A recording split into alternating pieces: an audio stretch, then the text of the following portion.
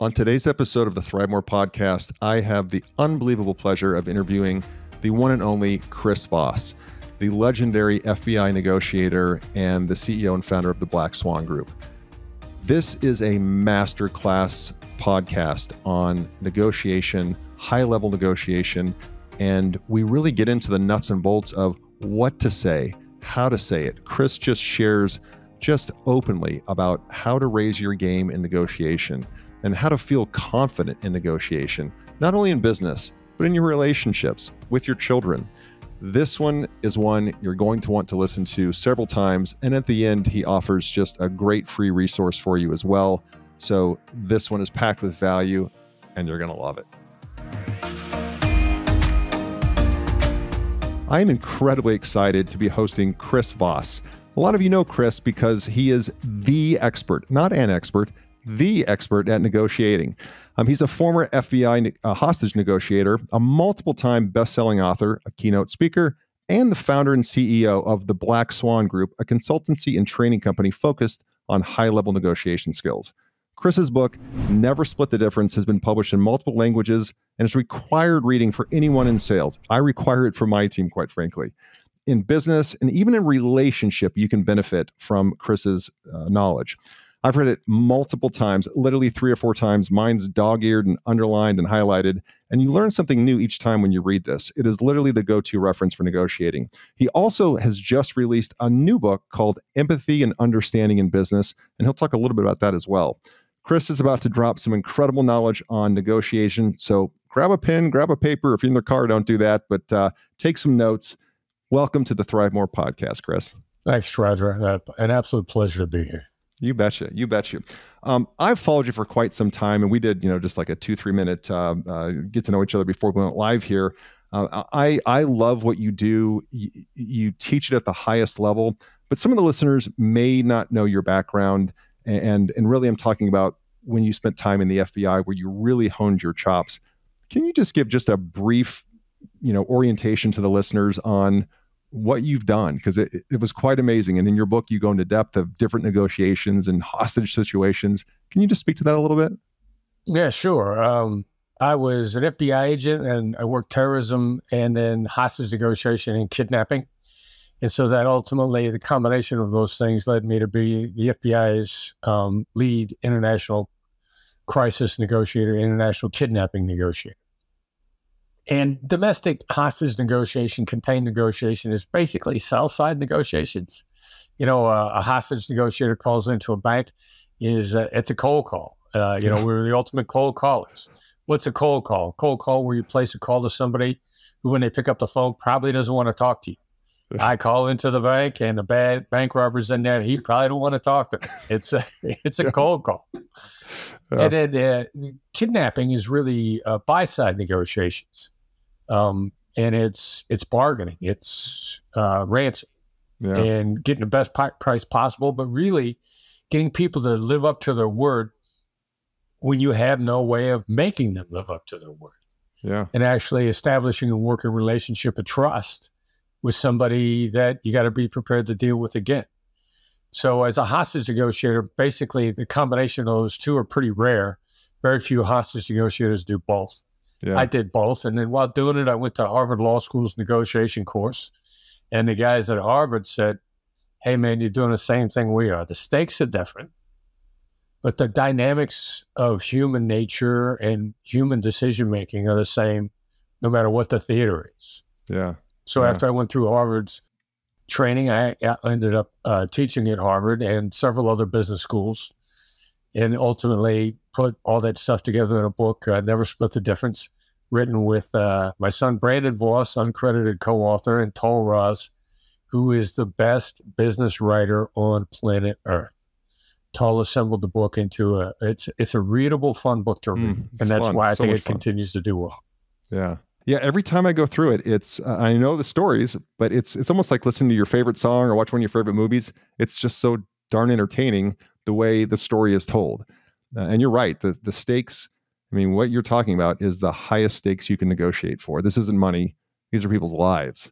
And you have to find that. But I think in the States, where maybe you could just talk to her briefly, but that bargaining and that bargaining chip of a human life for a certain dollar amount, we don't do a lot here in the States, if at all, or certainly it's not written about or reported on, but not too uncommon worldwide, correct?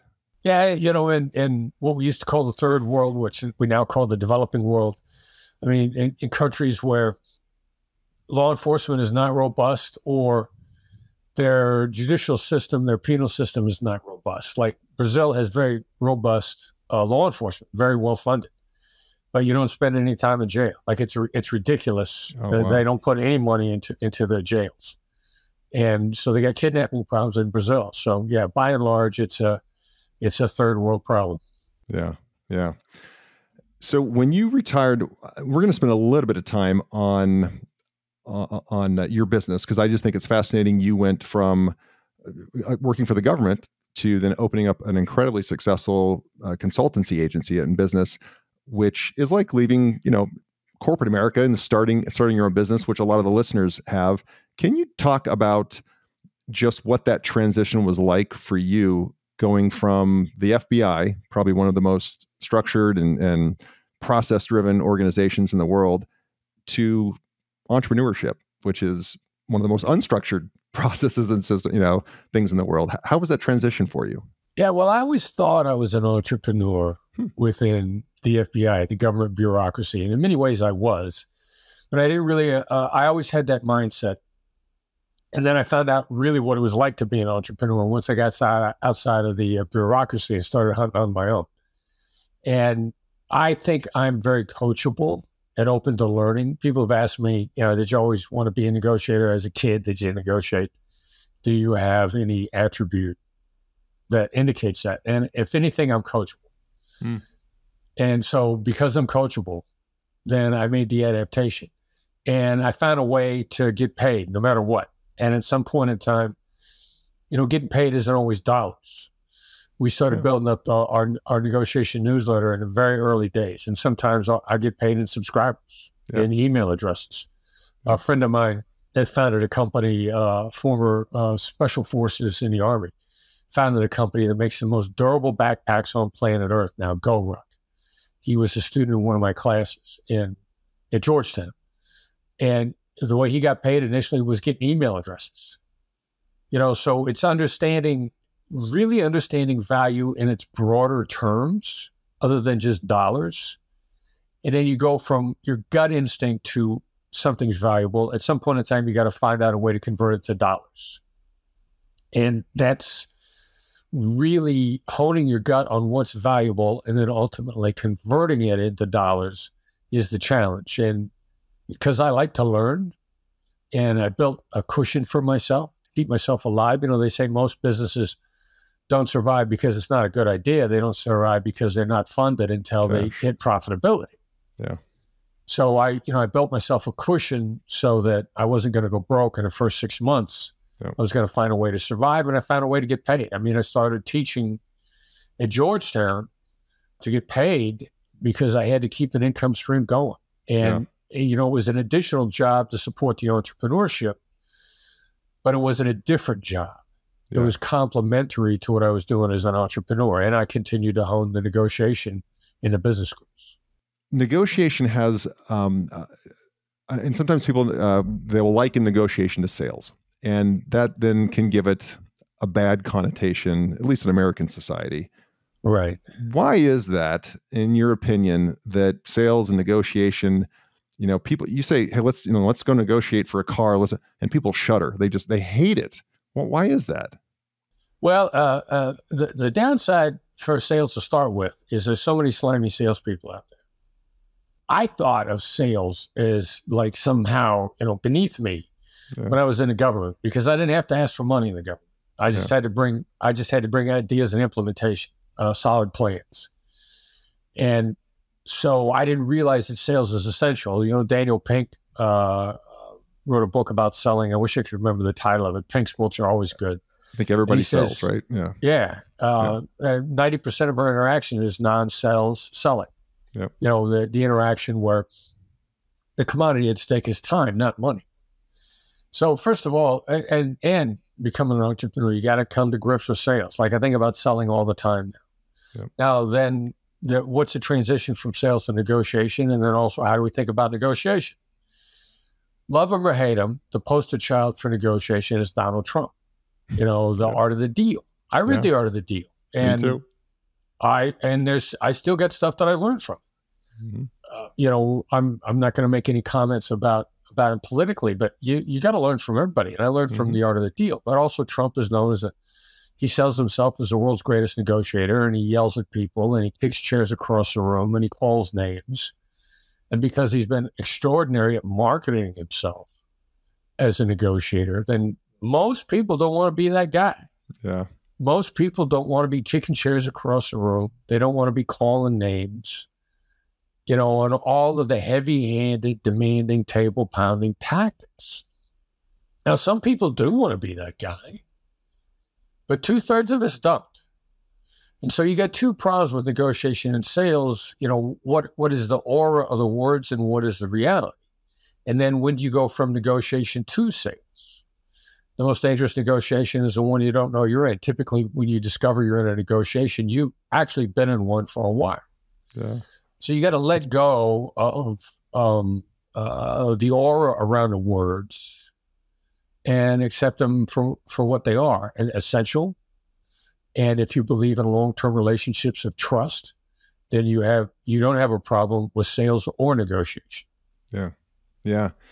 And that is that the kicking the chair, the screaming is the complete opposite. And for any listeners that have not read Chris's book, Never Split the Difference, you've got to, like, literally when this is over, after you listen to it, go buy his book, because it's his approach. Your approach is the complete opposite of that. Right. There is no theatrics and histrionic. It's right. About establishing that relationship. Let's get into some of the actionable advice, if we could. Talk about calibrated questions, if you could. Yeah, and we've even refined our thinking on that since the book came out. Yeah. All right, so we'll start with the reporter's questions, the list of open-ended questions. Jim Camp would call them the list of interrogative questions: who, what, when, where, why, and how. Mm-hmm. And we're throwing out everything other than what now. Now, what, and so the question, what's a calibrated question? It's calibrated to create thinking. Okay. As opposed to get an answer. Now, if you get an answer, that's bonus points. But I'm going to use what and how to get you to think about something, and it's going to feel very deferential because people love to be asked what to do or how to do it. Yeah. And you're going to want to ask it with a great tone of voice. Now, principally, a what question is principally, not exclusively, but principally to get somebody thinking about obstacles and sharing what those obstacles are. What's standing in our way? What happens if you do nothing? What keeps you up at night? What's the biggest challenge you face? That's principally to get somebody thinking in a deep way about an obstacle. Now, how is designed principally to figure out how to overcome that obstacle. And how are we going to react? How do you want to move forward? How do you want to respond? It causes a shift to that location and to that very specific topic. You can even start bundling them a little bit, because if you're saying something different to me than what you said to me the last time we spoke, and I might say to you, well, when you said X to me a week ago, what did you want me to think? That's a very deferential way to remind you that things have changed. Not in congruence, yeah. And maybe they need to be changed. But I want you to see how I'm reacting without feeling accused, contradicted. Yeah. Like I'm accusing you of doing something wrong, or that you're double talking, maybe become enlightened in a way that I need to become enlightened about. Yeah. And I want you to take me on that journey. So the calibrated questions are calibrated to create specific types of thinking in a very deep way. I love that. You're asking a question not to get an answer, but to get thinking, to get them to think. Oh, that's so simple but beautiful. There's a passage in, again, to reference the book, Never Split the Difference, that was eye-opening to me. I'm going to read that passage real quickly, and I'd love for you to elaborate on it. Psychotherapy research shows that when individuals feel listened to, they tend to listen to themselves more carefully and to openly evaluate and clarify their own thoughts and feelings. I'd love for you to elaborate on that a little bit. Yeah, there's so much there. And I keep hearing about it. Listening is reasoning. Listening is thinking. Listening is introspection. So when I start to listen to you, I heard a guy named Sam Harris on a podcast with Lex Friedman say that empathy was a species of reasoning. And I really got to thinking about that because, yeah, it really is helping me evaluate. If I'm listening, I'm really evaluating. And there's an osmosis, contagion effect. Yeah. If you feel me really evaluating and thinking and hearing and analyzing what you're saying, it's going to trigger that in you too. Yeah. And even if you hear people around you doing it, like one of our main phrases to trigger listening and thinking is a phrase it sounds like. It sounds like we need to delay the meeting. It sounds like you want to head in another direction. To even use that phrase starts your introspective thinking, your analysis. Yeah. And the people that hear you it triggers their thinking too. To even hear the words triggers their thinking. When I'm in a group think with my team, when people are just giving me answers, giving me decisions, when instead I need them thinking, I'll back off and I'll say, all right, so ask me that again, but make it a label and say, it sounds like you want to postpone the meeting. And I'll hear other people in the group start to chime in. Oh, okay, wait a minute. That triggered my thinking. It sounds like this is the case. So listening is a way to actually increase your analytical thinking, your critical thinking, and come up with better answers. Yeah. And the more, if I understand to the passage correctly, the more that you feel I'm listening, the more you will start checking your own, like you'll hear yourself saying something and say, that's actually a little ridiculous what I'm asking for right now. Like you can't help but listen to yourself and hear yourself maybe saying things that aren't congruent with what you initially had thought, right? Yeah, you want to get somebody if you're a great sounding board to somebody, like everybody loves a great sounding board because they get to hear their thoughts out loud. And, that was, I don't know what percentage, at least half of what was going on when I volunteered on a suicide hotline. Because when your thoughts are in your head, they're all twisted and they're jumbled up and it makes sense in your head and your fears are magnified. And you need somebody to just say them out loud to. And as soon as you start saying them out loud, you go like, oh, wow, now that I've said it out loud, that sounds really stupid. Yeah. And that's the value of being a great sounding board. Yeah. Love it. I just find myself, as I'm listening to you right now, I can't help but lean in, like literally lean in, because you have you talk about and you write about the late night DJ voice, but it's almost like you have a natural late night DJ voice because you're just paced and intentional when you speak, but you actually name it in your book On the Way to Negotiate. And it's not kicking chairs and pounding the table. You use what you call a late night DJ voice. And if you could elaborate on that just a little bit and why that's so much more effective than pounding the table and screaming. Yeah, it's mostly downward inflecting. And whether you're male or female, whether you have a high voice, whether you have a low voice, you can downward inflict. And I practice it. I worked on it. I stumbled over it by accident when I first volunteered at Helpline in New York City. They taught me a great process. I don't remember them talking a lot about tone. They must have. Yeah. And I remember the first call I took when I was being supervised, because when you're in training, they get you to the point where you're taking supervised calls. I just said, when I answered the phone, hello, this is Helpline. And then I went through, that set my tone, which I stuck to. And after the call, the supervisor said, wow, your tone of voice was great. That was great. And I remember thinking like, what did I do? And so then I started to notice it and I started to think about it. And then, once you get to downward inflection, then your add-ins are smiles and pacing. And it's like any good habit, it begins to accumulate. And habits have momentum. Habits accumulate quickly. Yeah. As soon as you start working on your tone and then keeping an eye on how the other person's responding, then, you just want to connect. And, the subtle different points in time to help people pay attention and to help them feel very connected to. And that's just what I'm trying to do with my tone of voice. Hey, everyone. As you know, I don't have any advertisements nor sponsorships on this podcast. My only ask of you, the listener, is that you share this podcast with someone that you know, a friend, a family member, a coworker, or a colleague who may benefit from this information, may benefit from today's guest, from the value that they're sharing with the audience, with you, the listener.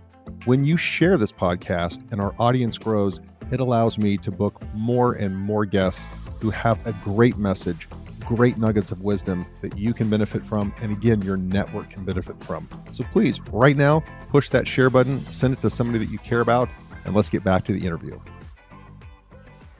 And I know you've probably talked about this so much over the last, 7-8 years since you published the book, but I would love it if you could indulge the audience in the concept of mirroring. It is so ridiculously easy, and I learn from you, and I use it, and it's like a Jedi mind trick. I mean, it's absolutely crazy. Speak to mirroring and how to do that, and of course, in a genuine and empathetic way. But talk about it, because it literally is like a Jedi mind trick. Speak to mirroring? Yeah. That's beautiful. That's beautiful.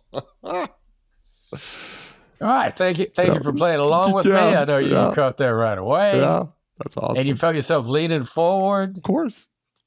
Yeah, a mirror is just a repetition. We're taught it in hostage negotiation, repeating the last 3 words of what somebody just said.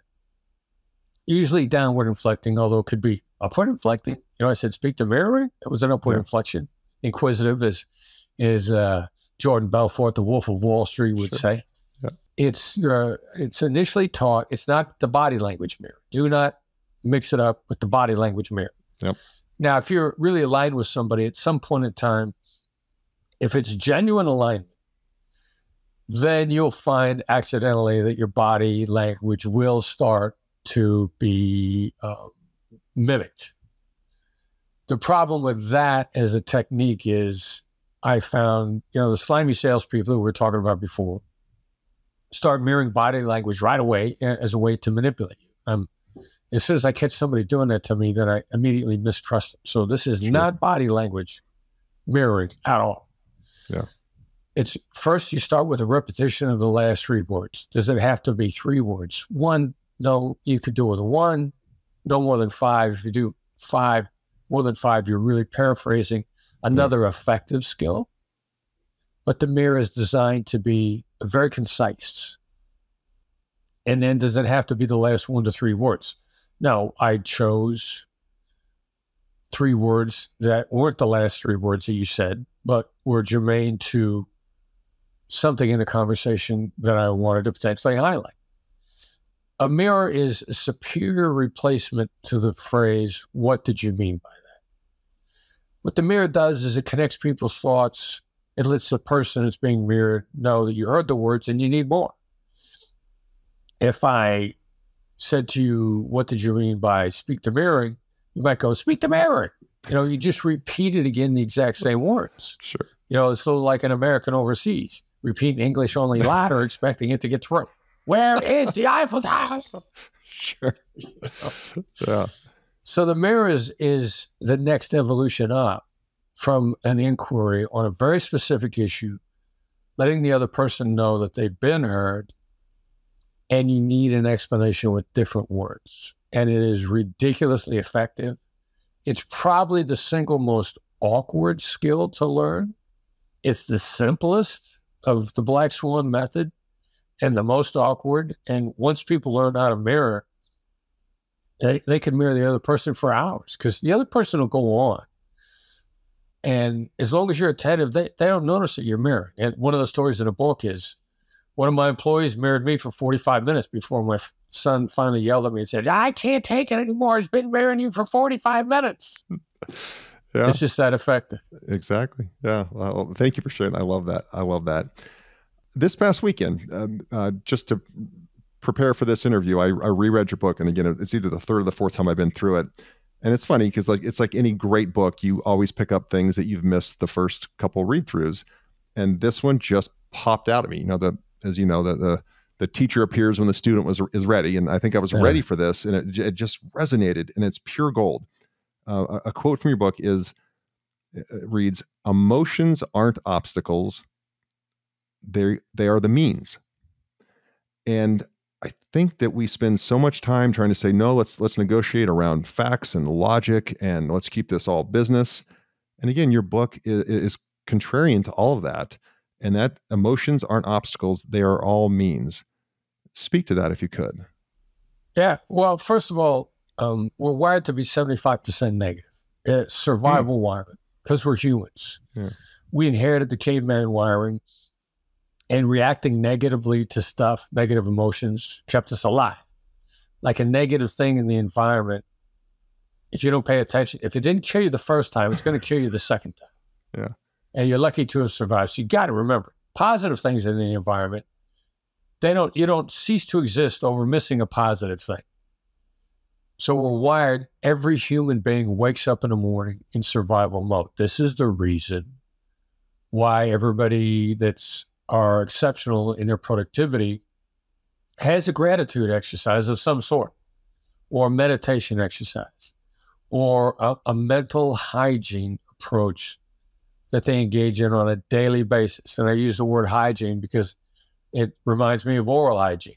Yeah. Wait a minute, I brushed my teeth yesterday. You mean I got to brush them again today? Yeah. You go to bed. I brushed my teeth this morning. You mean I got to brush them again? Yeah. Because the natural state of affairs causes you to need to do that. And that's kind of what you have to pay attention to personally in your emotional hygiene, because your survival wiring is getting kicked back into place. So the negative emotions are principally in a way.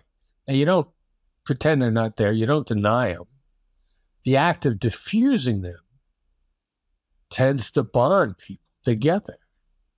If in my interactions, I can find a way to effectively diffuse your emotions, inoculate you from your negative emotions, then that's going to create a bonding process between the two of us. You're going to feel very understood. Mm-hmm. It's part of triggering neurochemicals in your brain that's going to bond you with me. And so then the negative emotions, me navigating them with you, is a means to a better relationship between the two of us. Something you said, you're not going to like what I have to say. You're going to hate me for saying this to you. That's actually deactivating emotion before it's really happened. This is going to sound harsh. Yeah. You probably think I'm going to be greedy, or you probably think I have been greedy. You probably think I have been disrespectful. That's the act of recognizing and deactivating the negative emotions. That's a means to a better relationship. Yeah. Now there's a sequence. Once we begin to effectively deactivate the negatives, now we start talking about the positives, and the positives that have a tendency to trigger action. And I might say to you, you seem very determined. Well, that's going to enhance your determination. And then that's how a positive emotion becomes a means as well. I don't say to you, I want you to be determined. I don't say to you, I want you to double down on your determination. I say to you, you seem very determined. And it really counterintuitive is me recognizing how you see it versus how I see it. Now, I'm on a call with customer service from an airline 6-7 years ago. And I'm trying to make a flight change without paying a fee. And I'm on the phone with customer service. And I can tell that this person, and customer service people get beat up. They're battered children. That's one of the toughest jobs in the world. Everybody's screaming at you. And this person gets on a phone with me, and she is short and borderline rude. People have been kicking her butt all day long, and I'm just one more of these knuckleheads that's going to do that. And I could tell she's put me on hold. Well, I'm refusing to accept not paying a fee. Yeah, let me talk to my supervisor, and put me back on hold. And the moment I remember is thinking, she's probably looking at her colleagues and saying to herself, this guy's lucky that I'm on the phone with him at all. I mean, I could feel it. Yeah. So what's the bizarre interpretation of that? She actually feels like talking to me is a generous act. I see her being very stingy with her time. She sees it as being very generous. I'm lucky that I'm talking to her at all. So when she gets back on the phone, I say to her, I appreciate how generous you've been with your time. Instant change in her demeanor. Now, I'm not trying to inject this as an outside factor. I'm becoming aware of how she sees it. And that's a big difference. You can't try to inject an outside factor. You've got to understand how they see it. She puts me on hold again, fixes the problem, which she had the power to do the entire time. She just didn't feel like it. And she comes back online and says, your flight's been changed and we waived the fee. That's awesome. Is that, when you say like, you seem determined, you're being generous with your time, because you also read about labeling, right? You want to label, because then they have to live up to that label. They'll gravitate usually towards that label. Same principle, or is that a different side of the coin? No, it's a version of a label. Okay. It's a little more evolved. One of the things that we've learned that we're talking about a lot now, we like the martial arts concept of shu, ha, and ri. Shu is do it, wax on, wax off. Karate Kid, do it exactly as a master told you, do not change a thing. That's beginner. Execute exactly as it's told. Ha, the next level up, you get a little bit more of a feel for it. Maybe you change in the wording a little bit. Appreciate how generous you've been with your time. It's a little bit more of a ha level label. And re is when you're in flow and you're coming up with new ideas. It's still within the discipline of the art. Yeah. And it's a new idea based on your appreciation of the complexity. So that's a little bit higher level label. Again, it's got to be a recognition of what the other side's got inside them. You can't inject it. Yeah. If I've got no indication whatsoever that they're thinking generosity, that they're stingy, generous, whatever side of that coin they're on, and I try to throw it in, it's just going to go like, they'll be like, no. And they're not going to feel like you're connected to them. They're not going to feel like you're listening.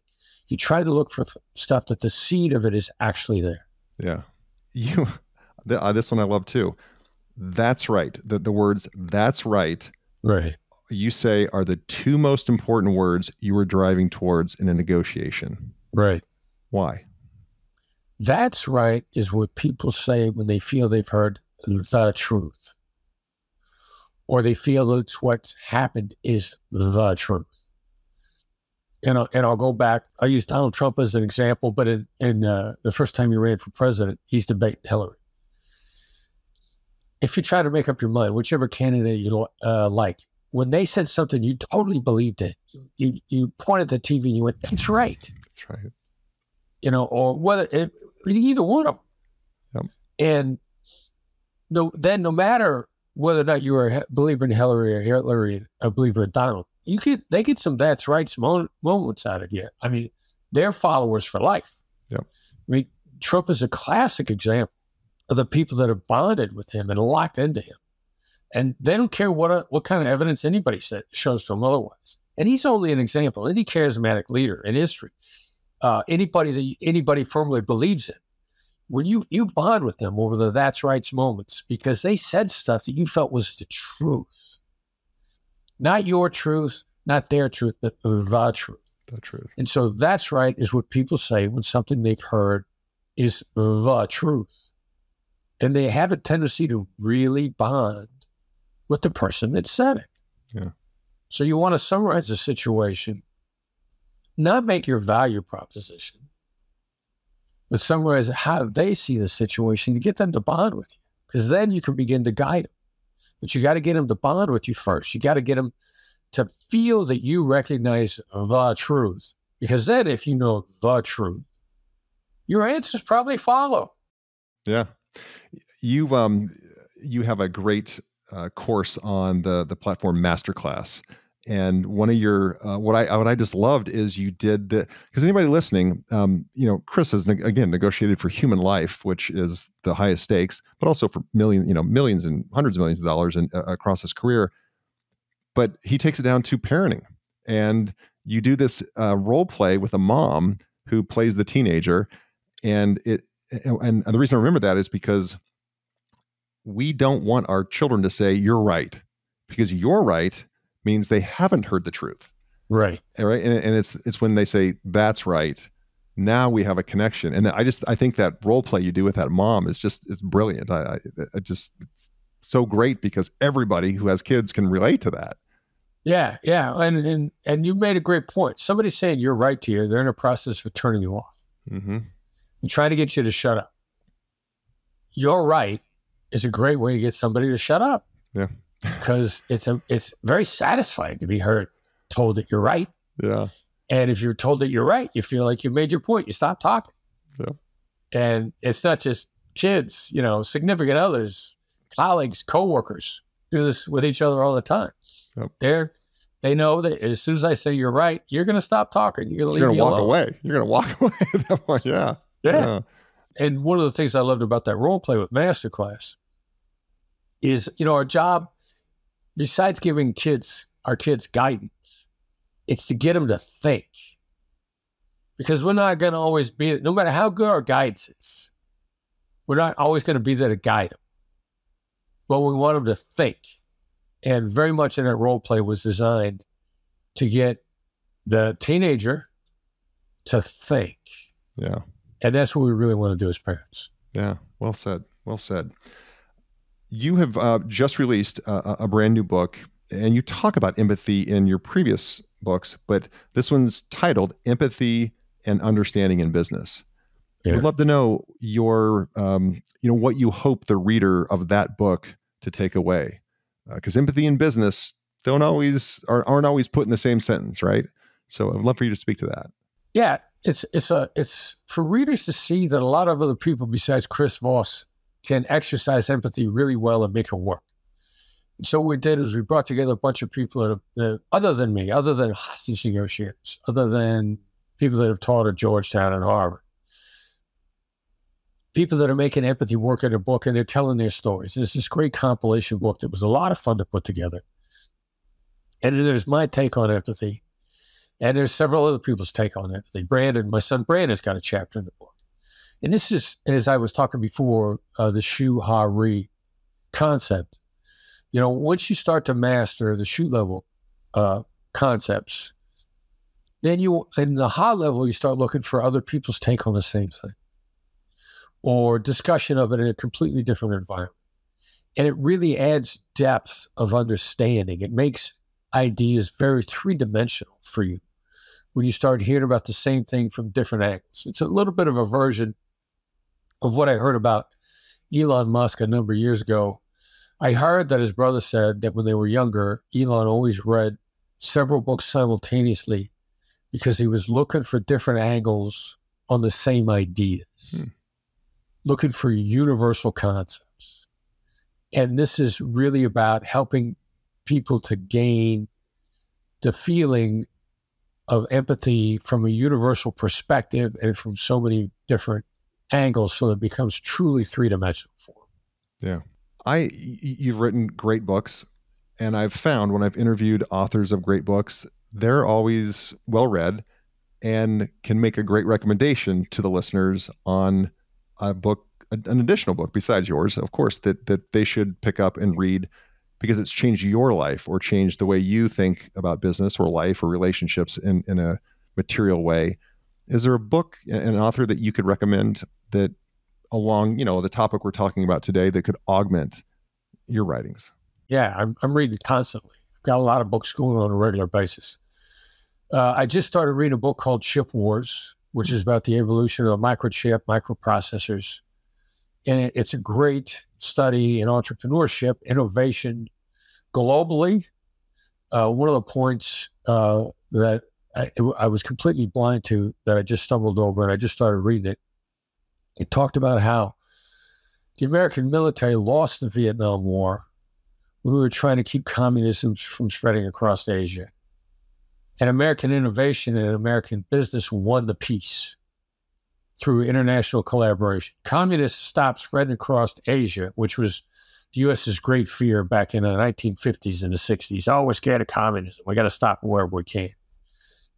Well, it spread across Asia as soon as the prosperity of collaborating on business, microchips, silicon processors spread across the world. They started bringing prosperity, and they were bringing the peasants out of unemployment and out of the dirty farms and into factories where they're at least making a better living. They were doubling, tripling, even quadrupling, even 10xing the income that they faced before, which made those countries ripe for communism. Communism was a peasant revolution because there were no better alternatives.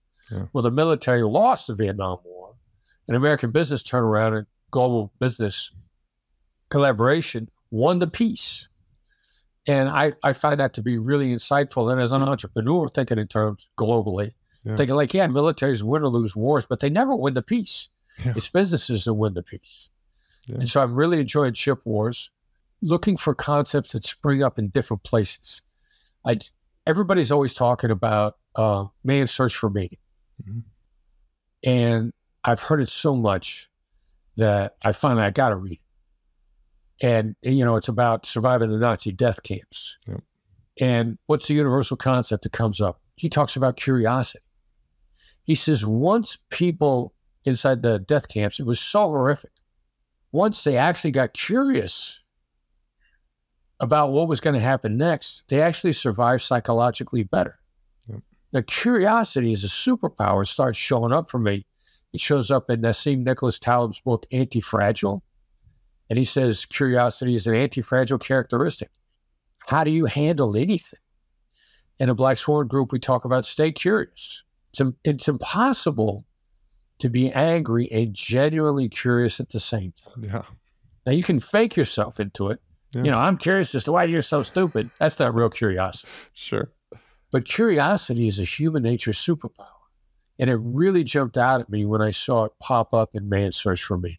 Yeah.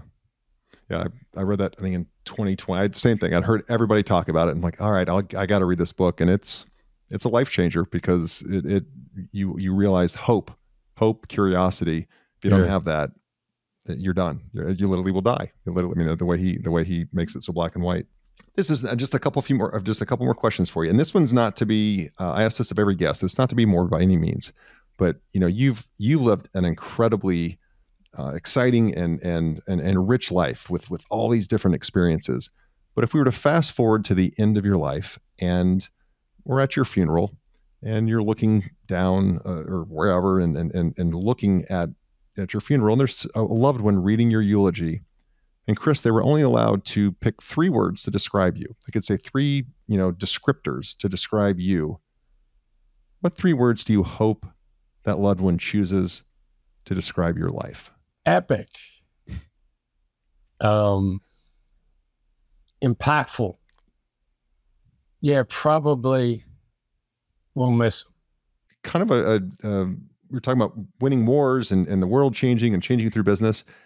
If I were to give you a magic wand and you could wave that magic wand and make one change to the world, so one massive change to the world, and we wake up tomorrow morning, how is the world different according to Chris Voss? People are more focused about collaborating for a better tomorrow than they are about righting the wrongs of the past. And global conflicts with generational hatred, you are never going to right the wrongs of the past, ever. And as soon as you start, as soon as you start showing them how tomorrow's going to be better, they're gonna stop worrying about the wrongs of the past. And that's really the focus. How do we make better? How do we make tomorrow better? Instead of how do I make you pay for what you did in the past? Because that's never going to level out. Never. Yeah. Great answer. Most important question. Obviously, you have several books available on Amazon or wherever books are sold. But how, I know on Instagram, it's the FBI Negotiator. And by the way, if you follow Chris, I can tell you that, again, he saved probably dozens and hundreds of lives, helped people make millions of dollars. His best negotiation, I can tell you right now, is convincing Wendy to date him. That I guarantee you, he used every skill in the book to get Wendy, and you'll see it on Instagram. Yeah, thank God she's blind, huh? Yeah, there you go. There you go. How can people follow you and just connect with you? And then I think of this amazing, I think it's free newsletter. How can they do that? Yeah. The best way to keep up with the Black Swan Group, the Instagram is a lot of fun, and we're putting hints and links to concepts we're talking about on a daily basis. But the Edge, our negotiation newsletter, is actionable, concise, and complimentary. And it's a gateway to everything we have. It's a gateway to the website. The website's blackswanltd.com. And the website's a little bit of a maze. And the best way into the maze is the gateway through the newsletter. Now, something we decided to do just recently, and I'll share the link with you, and also I'll share the QR code. If you sign up via the link or the QR code, you get a PDF of our 10 best no-oriented questions. Instead of, have you got a few minutes to talk, is now a bad time to talk. Instead of, do you still want to do this? Have you given up on this project? And if you can switch from yes to no, if that's the only thing that you learn, I'm comfortable promising you a 23% acceleration in everything that you do. And so you don't just sign up to the newsletter, you automatically get the PDF of the top 10 no-oriented questions. They're real simple to implement. You try them in your small stakes conversations on a regular basis, and you'll find it triggers decisions and implementations favorably in a ridiculously fast way. So sign up for the newsletter via the download of the PDF of the top 10 no-oriented questions, and we'll start you with something right off the bat that you can use. Oh, that's fantastic. Wonderful offer. And so if you're watching this on YouTube, just scan that QR code that came up on the screen. If you're listening to this on Spotify or Apple or another Audible platform, there'll be a link in the show notes so that you can grab this this resource that Chris just shared. Chris, thank you so much for being generous with your time and just really generous with your knowledge. You've helped me. I love it. And I know the listeners listening to this will be a show that they'll go back to and they'll listen again and again because there was so much knowledge in this. So thank you. Roger, it's my pleasure. Thanks for having me on. You bet. Thank you for tuning in to the ThriveMore podcast. Don't forget to take a look at the show notes for any of the resources that we mentioned during the podcast. And if you haven't already, be sure to hit the subscribe button and turn on your notifications so you have access to the latest and the greatest. You can connect with me on any of the socials at Real Roger Martin. And be sure to check out our website, ThriveMoreBrands.com. There you'll find information on the brands we support and information on franchising. Thanks again for tuning in.